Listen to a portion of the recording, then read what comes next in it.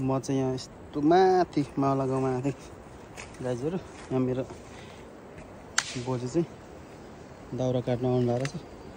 म उहाँलाई सघाइदिन्छु। बोजू म सघाइदिन्छु ल दाउरा काट्नु। ल ल भन्नु न। बोजूलाई दाउरा काट्नु सघाउँछु गाइस।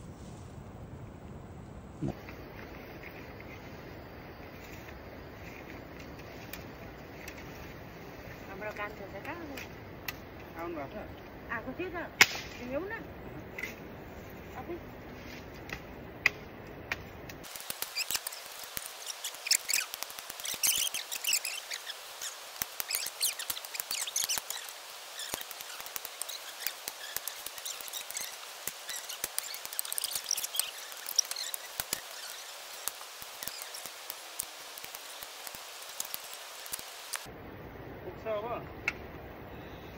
पुग्छ यति नै लान्छु जेठा।